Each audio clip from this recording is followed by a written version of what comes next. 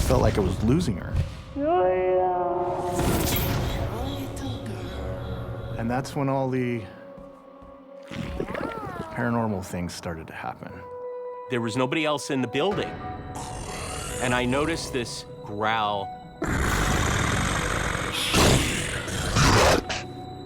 There was a lot more to come. Daddy. Do you see him now? I'm seeing what she was seeing. Did you just do that? This cold chill going down my body.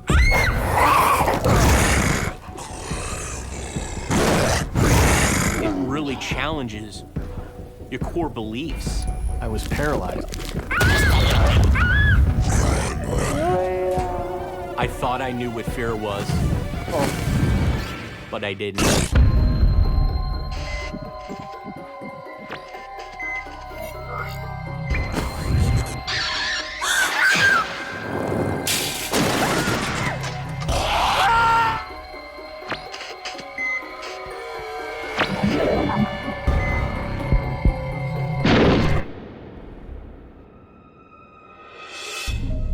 It's 2002 in this Midwest U.S. city. Mikey Thompson, a registered nurse, is just finishing his shift in the ER.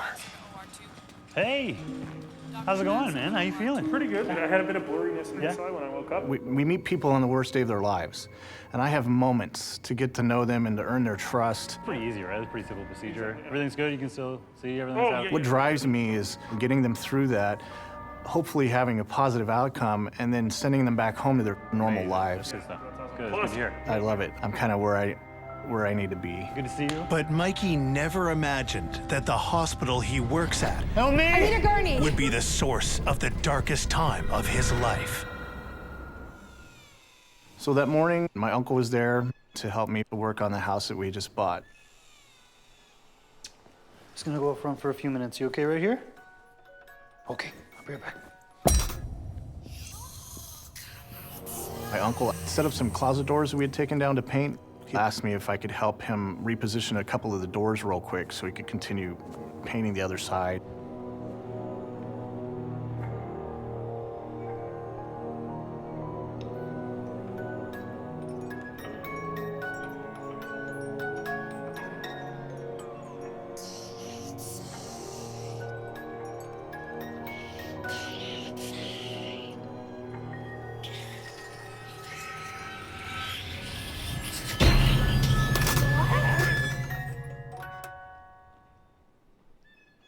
We set up a couple more doors, flipped them around, and I said, all right, I'm gonna go back in and check on my daughter. Jelena?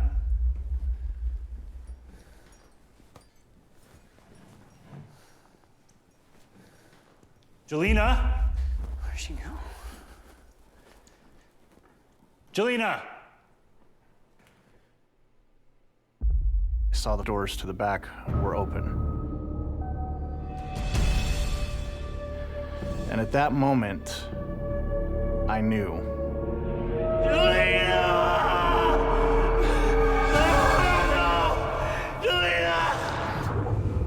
And she was floating face down in the deep end.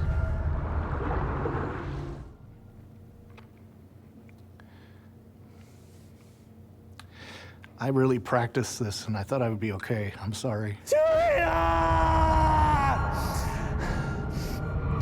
No! I reached down into the pool, and I grabbed her by the dress, and I pulled her up out of the water. She was gray. She had the most beautiful strawberry blonde hair, and her hair, even the color of her hair, was dull. Took her, and I started doing mouth-to-mouth and compressions. And there was so much water coming out of her tiny body. To this day, I don't know how she had so much water in it. It was in my mouth, and it just kept coming out, and I kept breathing, and I kept pushing and doing compressions. I just wanted that water out. I couldn't wait for an ambulance. I drove her to the hospital where I worked. I was holding her in my arm, driving with my knees, and I was breathing for her while I was driving. Help me! Somebody help me! Somebody help me, she's not breathing. Please, God, Mikey! please, she's not breathing. She's not breathing. Somebody help. Please help me. They all know it's me. They know it's my daughter. Please help me, she's not breathing. Help her. DOA. The doctor said she's dead on arrival. Oh my God, Mikey!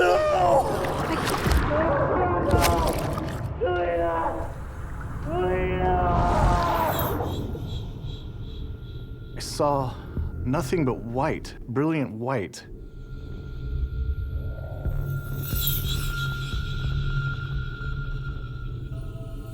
I could see my daughter in this white walking away from me.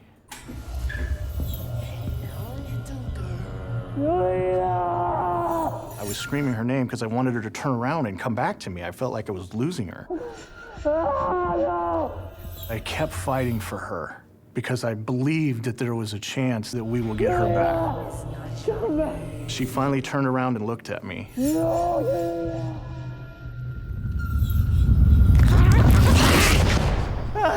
I need a gurney. Okay. And that's when I came back up, opened my eyes. We're gonna do everything we can, okay? Okay. All right, ready? 1, 2, okay. I couldn't get it together. Let's go. Come on.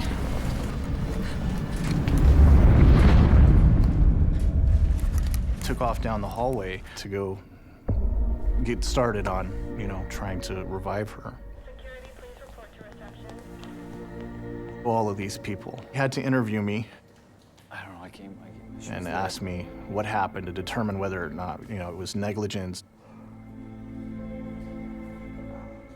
I don't care about their questions, though, at this point, because I'm waiting. She's still dead.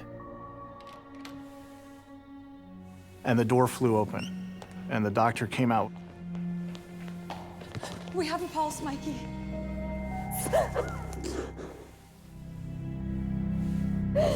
Come on.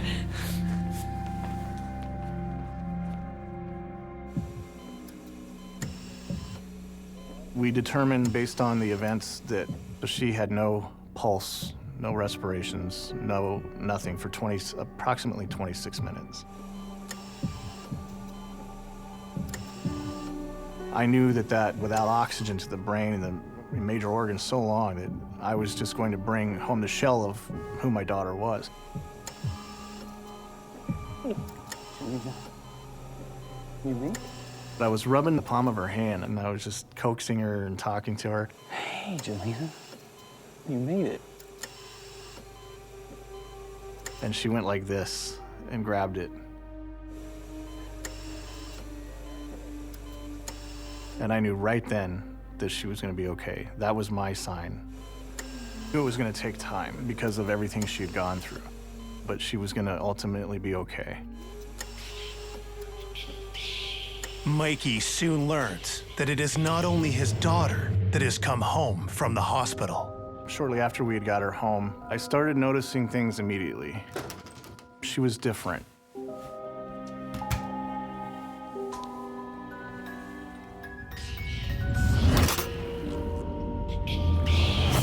She made it to the entryway. Hey, you okay? And she stood there frozen at the front door. There were noticeably different things about her demeanor.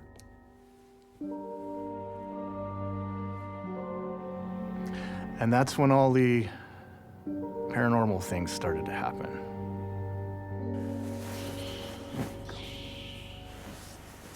You okay? Definitely not as playful as she was. Kind of lethargic.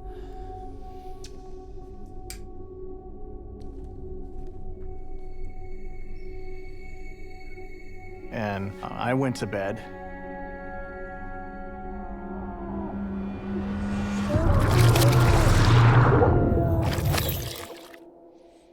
I had night terrors. We had a funeral, and we had buried her.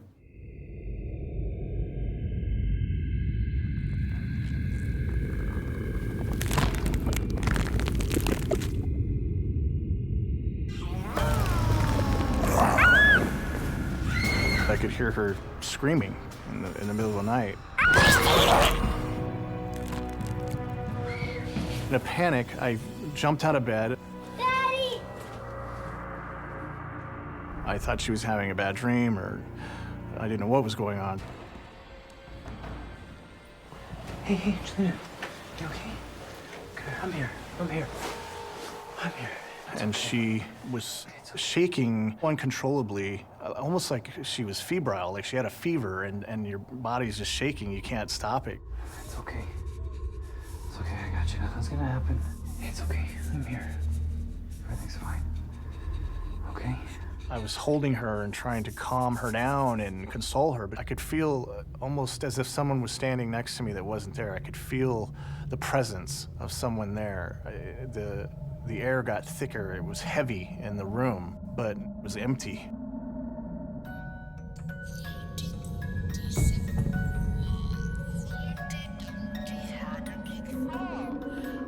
Go away! It's okay. Generally, children are more attuned to the paranormal. They still believe in the magical world. They still believe in fairies and dragons and those kind of things. We haven't yet taught them how not to believe. And I believe that that, in turn, makes them more attuned to the presence of the paranormal.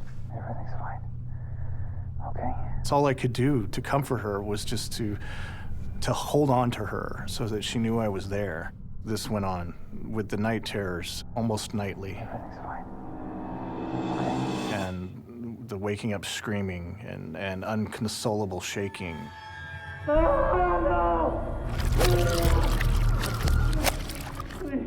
The night continues to bring horrors to Mikey as well. I was reliving the whole event over and over again.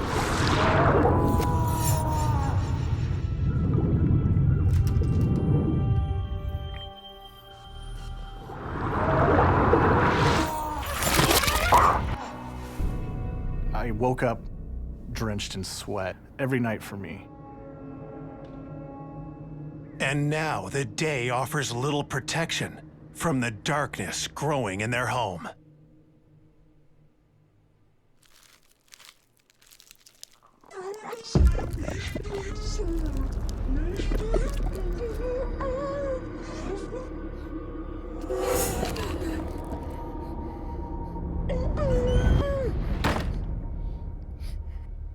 I woke up one morning because I thought I'd heard the door. Did you close the door? It's very common that when somebody has recently died to experience the sound of voices, the sound of laughter in places where nobody should be. And doors may begin to open and close themselves. And this is what Michael and his family begin to experience in their home.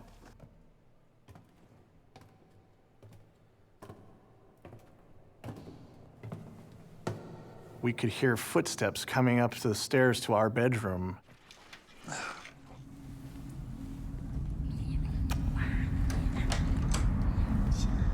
Julie, is that you? I heard someone talking, and I thought it was Julie, and there was no one there. That wasn't Mommy. What do you mean it wasn't Mommy? It was little man.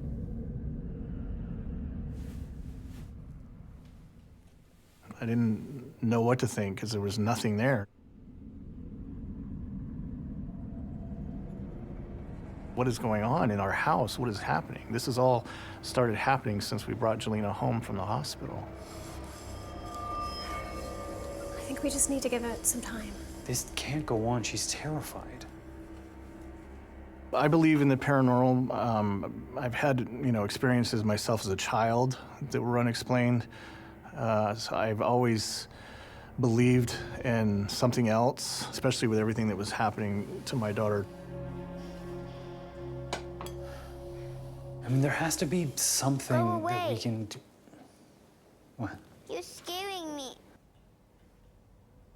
Go away. Psst, psst. Jelena? Jelena? You're scaring me. What's wrong? You okay? Jelena, what's wrong? And she's not looking at me, she's looking in the corner of the living room. away where you used to come from. I don't like you. Jelena, I hate you. what's going on?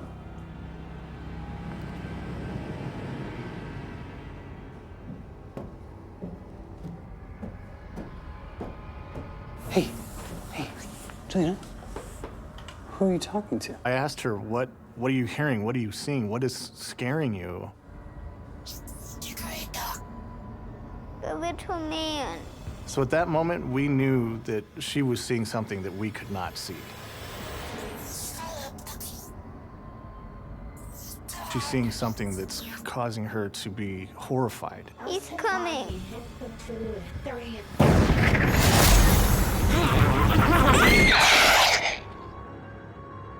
Is he gone? I think so. Selena, it's okay.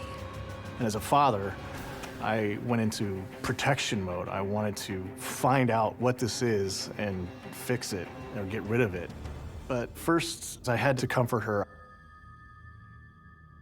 We sat down in the chair, and I felt so guilty because I couldn't do anything. I didn't know what to do. Daddy. Do you see him now? Little man.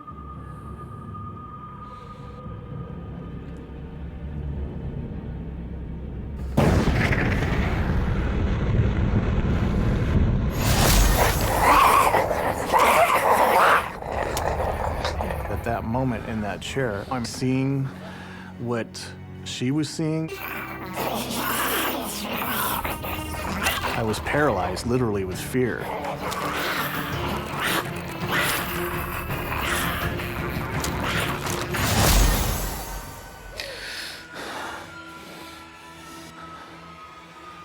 I was able to get up out of the chair, and I ran upstairs to the room with her, and we stayed the rest of the night in the room.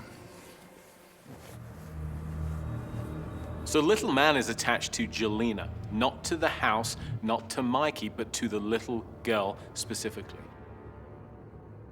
This was, for want of a better term, a kind of paranormal parasite, something that was looking to latch on to a human host and would then feed from it, would then leech its energy.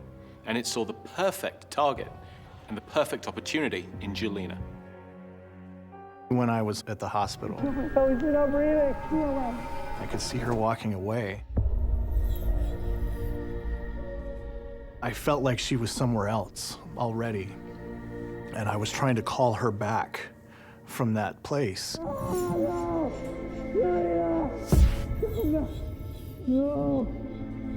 And I've always felt like it may have been during that time that something else attached itself to her and came back with her from the hospital.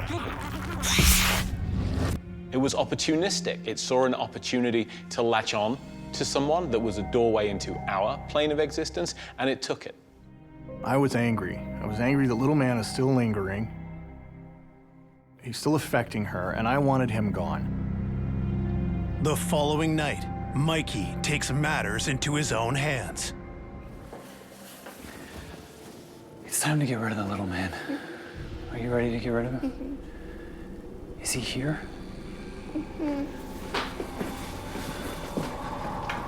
It's this way.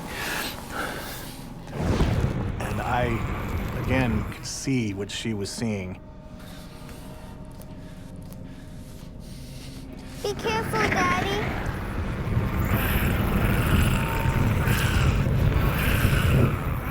It was just a mass of black, negative energy. Like I've got to physically get rid of little man. Let's go. Let's go. And then I held on to him, and I grabbed her hand, and we marched down the hallway to the bathroom.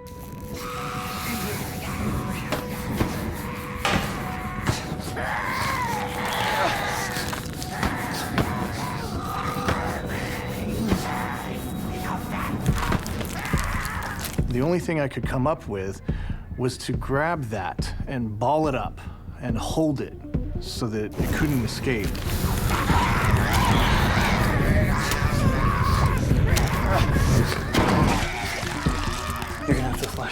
So we're gonna flush him away. Go away!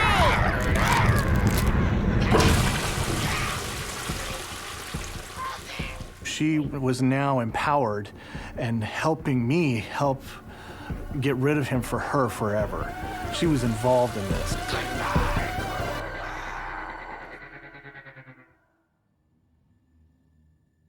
She was strong and she was angry too, and she was ready to get rid of him for good.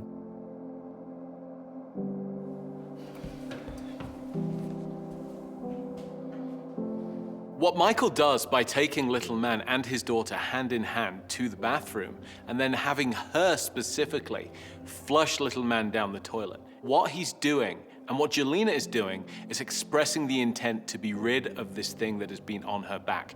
It's breaking that attachment and getting it out of their house. She was a different little girl. That's it.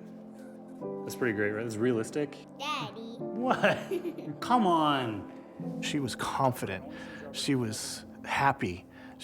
There was a positive change in her, and I felt that change. And for me, I knew right then that we did it. We got rid of whatever little man was, and she's gonna be okay. And I felt like a success as a father, trying to help my child who was suffering, going through something like that. It was a victory. It was a big win. Jelena is now a happy 19-year-old student. The things that haunted her as a child are no longer there. Daddy, I'm scared. I'm scared. I know that there are unexplainable things out there. Paranormal events happening all the time, whether it's visual, audible, we're hearing things, we're seeing things, we're feeling things. They're out there and they're real.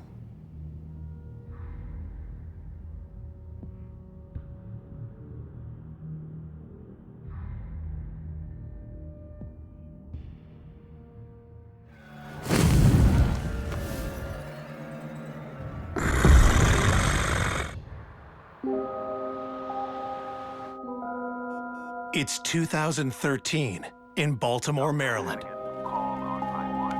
Richard LaRocco works at a hospital with an on-site optometry office.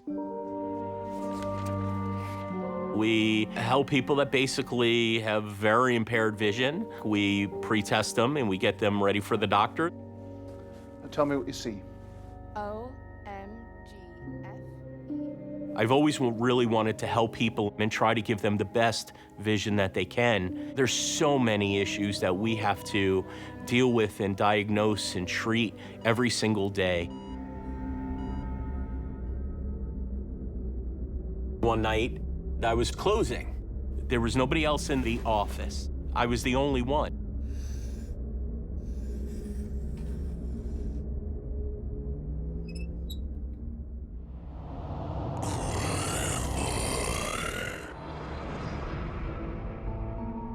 I noticed this almost kind of like negative presence behind me.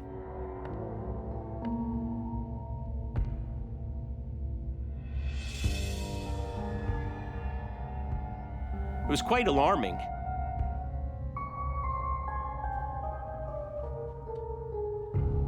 I looked around, there was nobody there.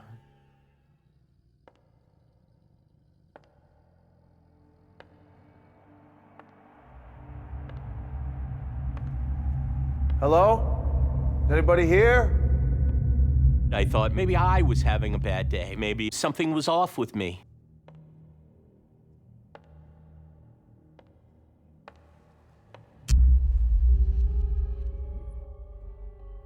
The employee restroom, the light turned on.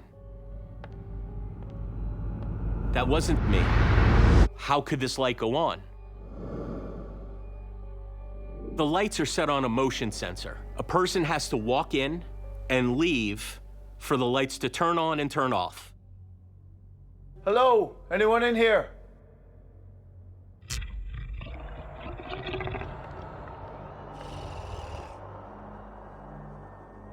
How could this light go on and off?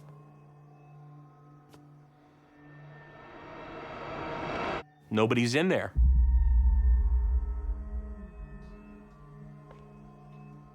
I'm the only person in the office. That was what was really horrifying at that moment. I wish the lights was just the end of it, but I was wrong. There was a lot more to come.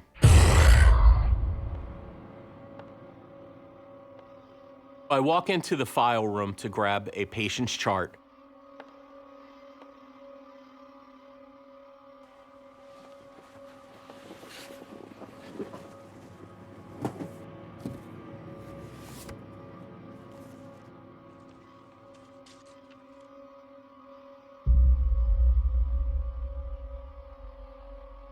And I noticed this almost undertone growl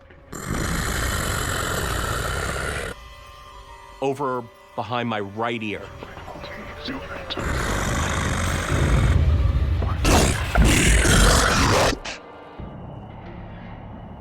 I can't even put into words. I'm reliving and I'm getting goosebumps right now.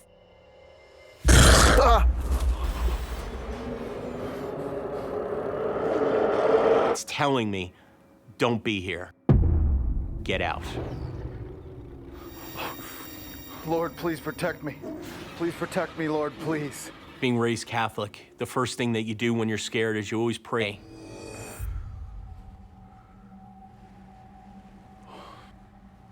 I remember praying, saying, please protect me. Whatever's trying to harm me, whatever's with me, whatever's trying to scare me, just please stop it. Please stop it.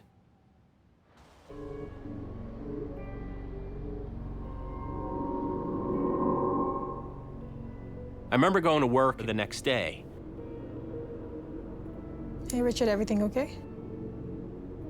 Yeah, I'm all right, Barb. Thanks for asking.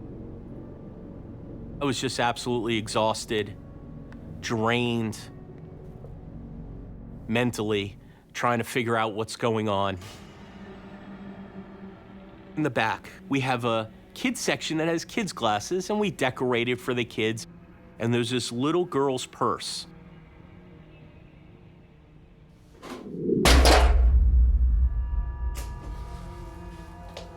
All of a sudden, this purse flies off the shelf and just drops. Did you just do that?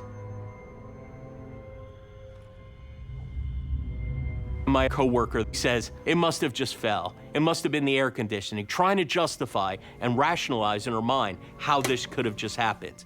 So she picked it up, put it back on the shelf.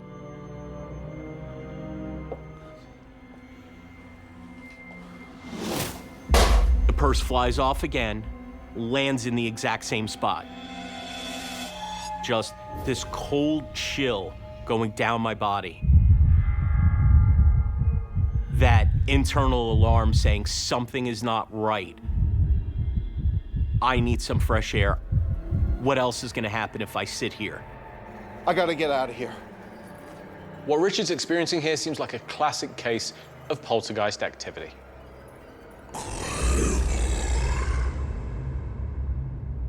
Poltergeist activity is pretty uncommon, and it's usually quite spectacular. Classic examples of this are objects being flung from shelves.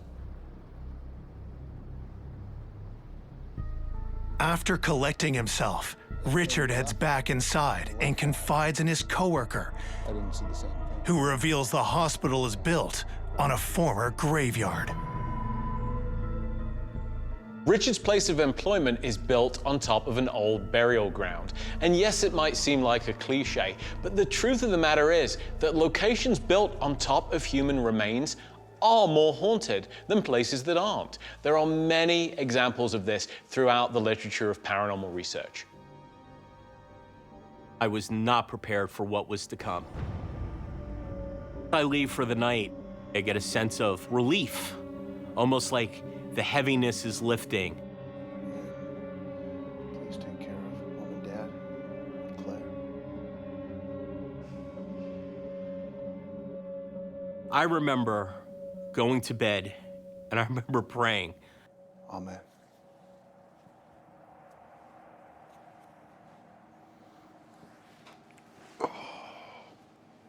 And I go to sleep with a little sense of peace. That was very short-lived.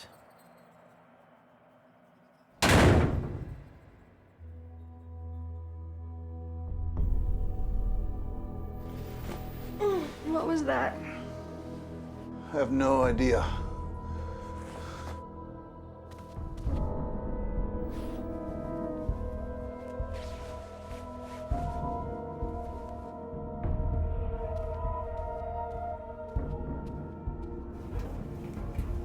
So as I'm walking down my hallway, I just remember hearing this sound of chum, chum, chum, chum. It's the sound of the dryer spinning. So I went to the dryer and I noticed the setting set at 0. But yet the dryer's still going.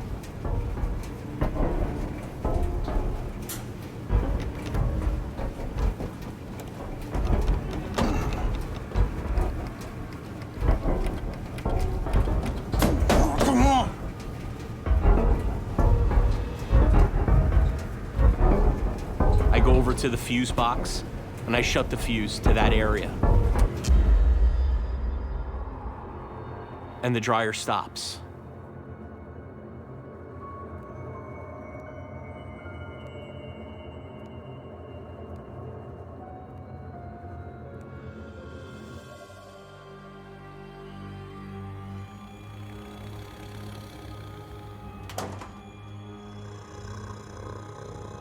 There was something in the dryer.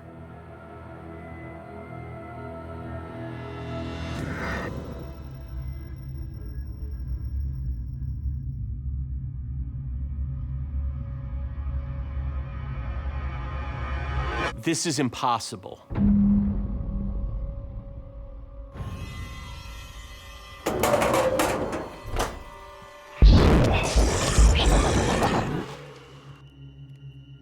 There's no possible way this can happen. Did I do this? Am I bringing something home? What's going on? And all of a sudden I heard this growl. I'm trying to rationalize it and wrap my mind around it. Growls don't generally come from human spirits. So we are looking at something that is non-human in nature, and almost certainly something aggressive. Fear, not knowing what's gonna happen next. I had a little table set up for praying. And I remember having beautiful flowers and a candle.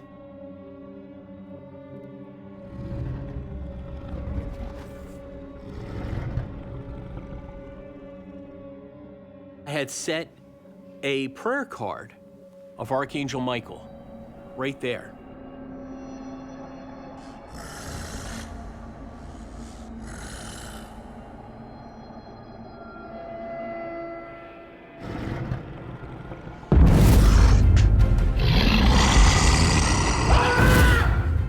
I thought I knew what fear was, but I didn't.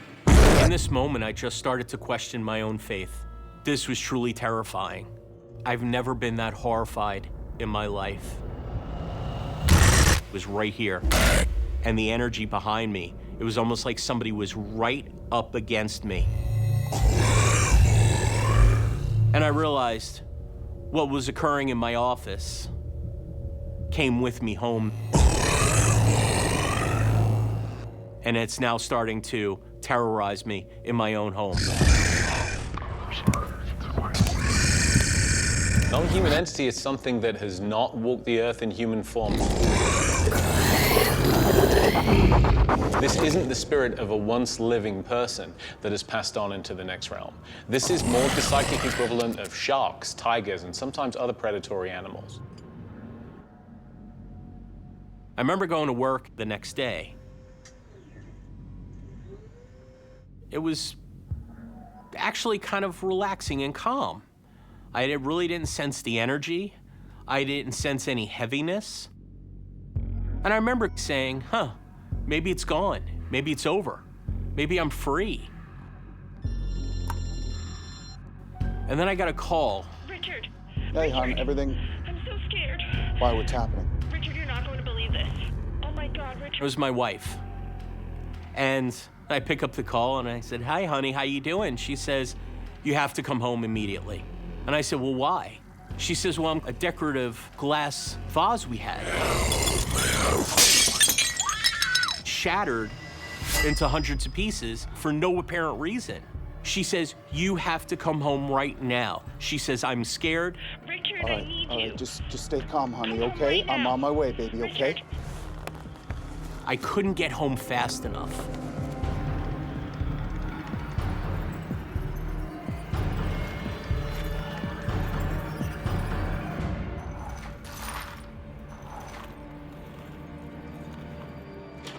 Claire. I remember looking at her, What happened? I don't know what happened. and it was almost like she was in a state of panic. It shook her inside so much. I try to calm my wife down, and also myself, because again, now I'm scared. I promise it'll be all right. It'll be all right, honey. It's gonna be all right, hon. All right, hon? I promise we're gonna make it through this.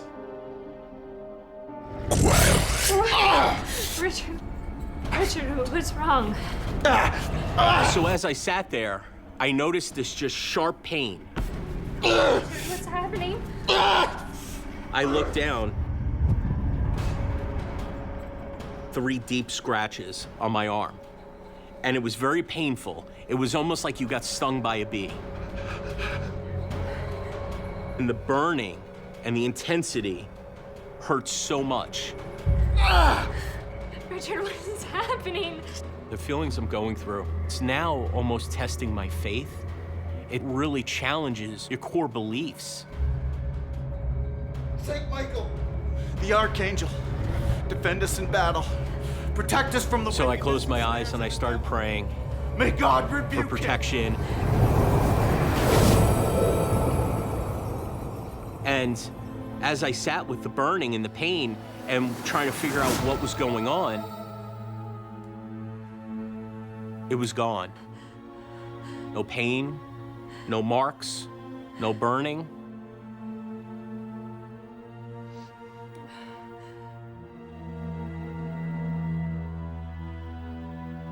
And we looked at each other like, what is going on? What just happened?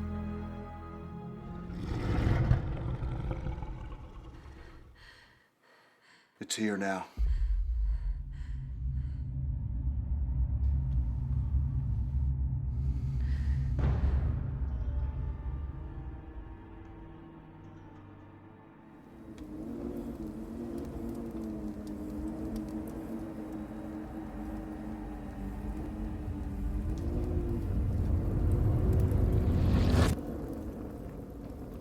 Richard, what do you see? I noticed down the hallway that there was almost like this flickering of light, almost like, kind of like a fire.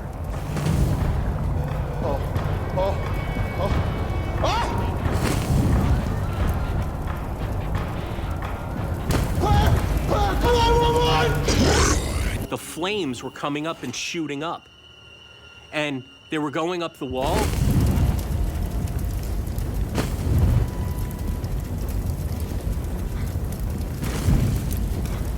So I took the flowers and I poured the water to extinguish the fire.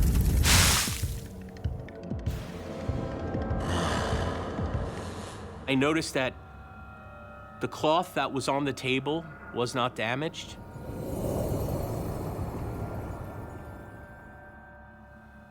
The candle itself, the glass was black, but that was it.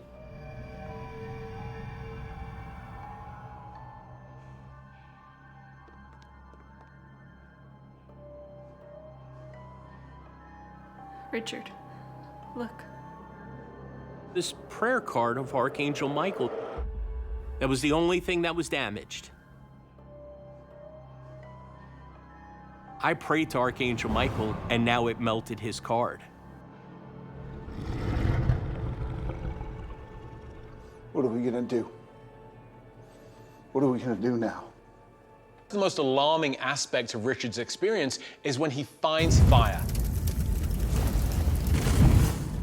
Now, spontaneous fire starting is a classic type of poltergeist activity. So this appears to be a very specifically targeted attack against Richard. It seems very personal.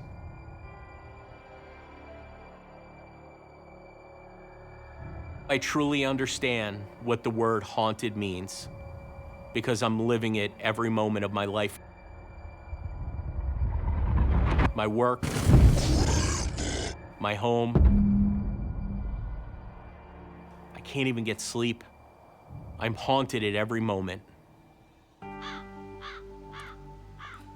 At their wits' end, Richard and his wife sell their home and move.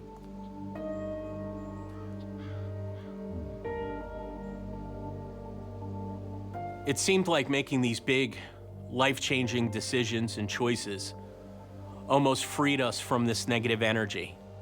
Going to another location and leaving our home. That fear started going away. And it's almost like we recaptured our lives back. We had control of what we once lost control of.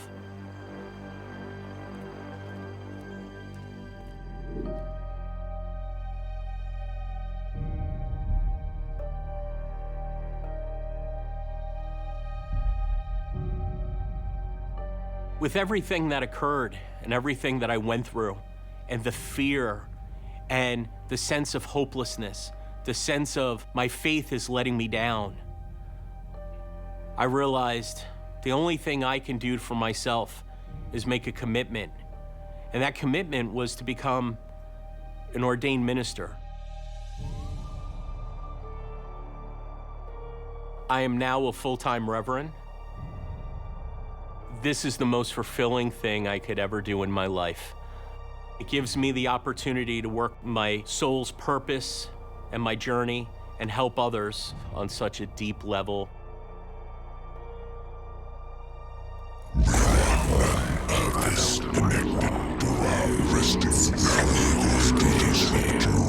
I believe all of this was connected to the people in that graveyard, that they didn't want any of this connected to their resting places.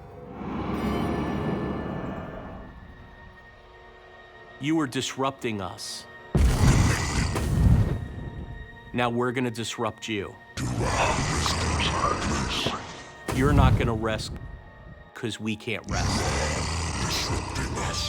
Becoming a minister was truly the best decision I ever made in my life.